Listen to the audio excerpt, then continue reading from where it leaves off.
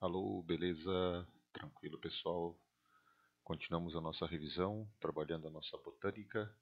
Então, você que está acompanhando aqui essa parte de reprodução, já sabe por que parte 3, tranquilo? O que a gente viu na parte 1 da reprodução? Os dois tipos que a gente observa nos vegetais, tanto a parte assexuada, como aquele importante ciclo, o haplodiplobionte, envolvendo a uma parte sexuada com união de gametas, tranquilo? Parte de reprodução número 2.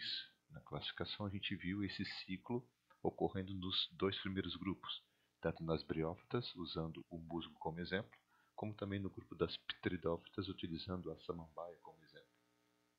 Tranquilo? Então, na sequência que a gente tem a parte 3, para falar agora do próximo importante grupo, que é o grupo das gimnospermas. Antes, sempre lembrando, o tal do ciclo haplodiplobionte, que é esse ciclo que ocorre nos 4 grupos vegetais, envolvendo uma fase diploide chamada esporófito, que por meiose produz os esporos haploides, que ao germinar formam uma nova fase, um novo indivíduo, que é a fase gametófito ou o gametofítico, que agora é uma geração N, que por diferenciação de células origina os gametas, que vão se fecundar, formando o zigoto, que se desenvolve, fechando o ciclo. Lembra que esse ciclo ele tem diferença, obviamente, nos grupos vegetais. Quando eu pego as briófitas, é a fase de gametófito que predomina, e na sequência evolutiva, o que aconteceu quando você analisa Pteridófita, Gimli e Angiospermas? A tendência foi a redução dessa fase de gametófito e o desenvolvimento do esporófito. Portanto, hoje, o nosso bate-papo aqui, seguindo a botânica, é ver como é que acontece a reprodução agora nesse importante grupo chamado gimnospermas, que, como o próprio nome sugere, gimnospermas seriam aquelas plantas cujas sementes são nuas. Esse conteúdo da gimnosperma na parte de reprodução você pode acompanhar na tua apostila seguindo ali a página 837. Perceba que nessa imagem que está aqui, coisas importantes a gente está destacando. Então, o que aparece de novidade na reprodução desse grupo? Primeiro, surge uma modificação das folhas. Agora, a folha não vai ter só função de captação de luz para fotossíntese, mas também você vai ter modificação relacionada à reprodução. Aqui você tem uma estrutura conhecida popularmente como pinha, principalmente quando a gente lembra da araucária, produzindo as sementes comestíveis chamadas de pinhão. Na biologia a gente chama de estróbilo ou cone. Perceba então aqui a estrutura do estróbilo, formando por essas escamas chamadas escamas ovulíferas, porque aqui você tem o óvulo que vai guardar no seu interior o gameta feminino que você já conhece, a oosfera. Perceba que em algumas plantas, não todas, né? Não todas as gimnospermas, algumas das gimnospermas você pode encontrar a diferenciação anatômica entre o estróbilo masculino e feminino, como acontece, por exemplo, na nossa araucária.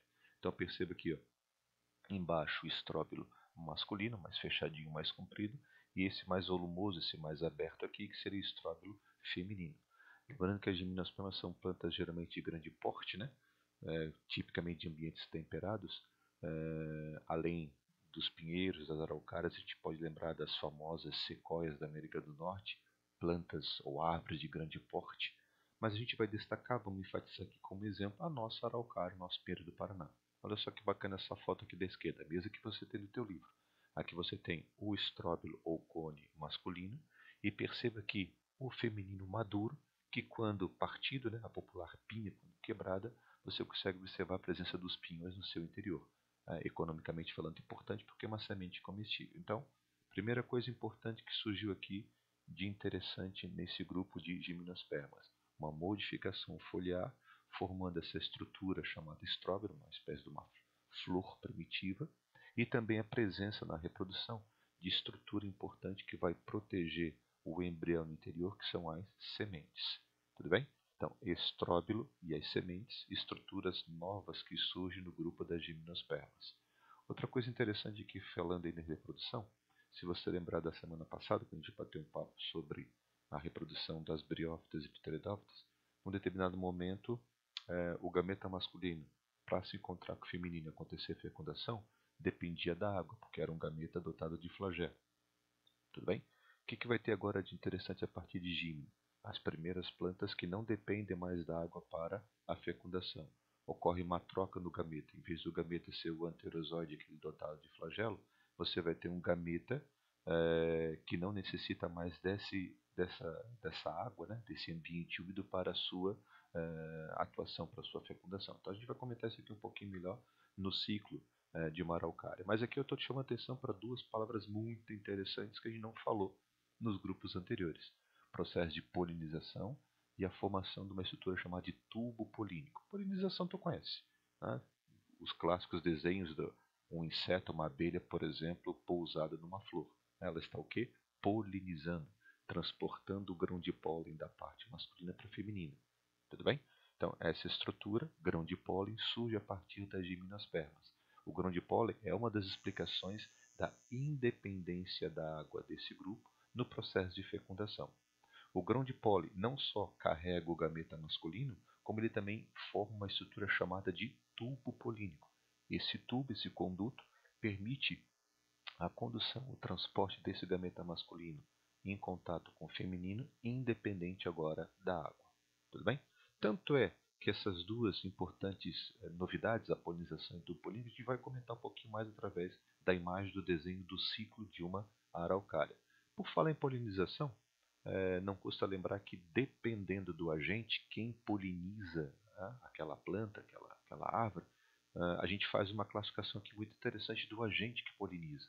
O clássico bem conhecido são insetos. Então olha só que imagem bacana aqui da abelha, com seu corpo cheio dessas bolinhas amarelas, inclusive aqui na parte posterior das patas, transportando uma grande quantidade de pólen. Então você diz a polinização por entomofilia é aquela feita por insetos. Entomofilia por quê? A entomologia na biologia estuda os insetos. A ornitologia estuda os pássaros. Olha que bacana aqui um beija-flor visitando uma flor. Perfeito? O grupo dos quirópteros, né? Se você lembrar um pouquinho lá da nossa revisão, nosso bate-papo dos mamíferos, né? Qual é o único grupo de mamíferos verdadeiramente voador? Os morcegos. Olha só que bacana essa imagem aqui. O morcego dando uma visitada, né, em flores que se abrem durante a noite, como a dama da noite, sendo polinizada por esses animais. Então, a quiropterofilia. E por último, algumas plantas que não vão ter nenhum atrativo especial, cor, cheiro ou produzindo néctar, que vão ser polinizadas pelo vento. Por isso a gente chama de anemofilia. Reconheceu quem é que está aqui na esquerda? Olha aqui os estróbilos. Ó. Então, a maioria das vezes, quando você lembra dos pinheiros, né, você vai ter essa polinização feita pelo vento. Mas isso também acontece no grupo das angiospermas. Você percebeu quem é que está aqui na direita, né? O trigo, por não ter nenhuma flor atrativa, vai ser polinizado então pelo vento. No grupo das gimnospermas, que a gente está falando agora, o que nos interessa é essa polinização então feita pelo vento, a polinização do tipo anemofilia. Galerinha, olha só que bacana a imagem que eu tirei da nossa apostila para falar um pouquinho do ciclo de vida de um pinheiro, o ciclo de vida haplodiplobionte. Qual é a fase dominante duradoura persistente? O esporófito, a árvore adulta. Em algumas espécies você tem tanto o estróbilo masculino e o feminino na mesma árvore, e em outras espécies, como a nossa conhecida araucária e pinheiro do Paraná, é separado. O que vai acontecer no masculino? Vai acontecer, já que é o esporófito, ele vai produzir esporos, esse esporo germina ali dentro desse estróbilo, formando os grãos de pólen. Então tá aqui, ó, grão de pólen que vai ser o quê? O gametófito masculino. Tranquilo? Olha só que bacana essa imagem que ele destacou aqui. Alguns grãos de pólen sendo transportados pelo vento, lembra que a gente falou agora há pouco? Então, transportar o grão de pólen é a polinização. Se é pelo vento, a anemofilia. Aqui ele destaca, né? Ele amplia um pouquinho o grão de pólen, te mostrando algumas adaptações, como essas projeções laterais, como se fossem duas pequenas asas que facilitam o transporte pelo vento, e a presença de duas células no interior desse importante gametófito. Uma célula vai originar o gameta masculino, que agora não é mais o anterozoide, não depende mais da água, mas sim a célula ou núcleo espermático, e uma outra célula importante aqui embaixo que vai, ao chegar na parte feminina da planta, ela vai se desenvolver formando o tal do tubo polínico. Aquela estrutura que nós comentamos agora há pouco, que é uma estrutura, como o próprio nome sugere, né? Um tubo, um conduto, que vai permitir que esse gameta masculino seja transportado até o interior da parte feminina. Tudo bem? O que acontece com a parte feminina? Mesma coisa, ó, aquelas escamas ovulíferas que a gente encontra na pinha, no cone ou no estróbilo feminino. Acontece também o processo de meiose? Acontece. Forma esporos? Com certeza. o esporo germina ali dentro e vai originar quem? O gametófito feminino com aquela células que você já conhece, o gameta feminino, que se chama oosfera. Beleza. Quando esse grão de pólen aterriza, chega aqui nesse cone feminino, olha só que interessante aqui, ó, o tubo polínico crescendo em direção a essa escama, né, levando esse gameta masculino até o contato com o feminino, ocorrendo o processo de fecundação. Perceba, não existe mais agora a necessidade da água. Perfeito? Ele bota aqui, ó, a fecundação se dá com o encontro da oosfera e o chamado núcleo espermático, ou seja, o gameta masculino. Se tudo der certo, perfeito, se as condições forem todas propícias, o que vai acontecer? Essa escama ovulífera se desenvolve, cresce, originando uma importante semente que aqui ele usou o nome popular dessa semente comestível, que é o pinhão, que vai guardar dentro aquele zigoto que já está em desenvolvimento, que é o embrião.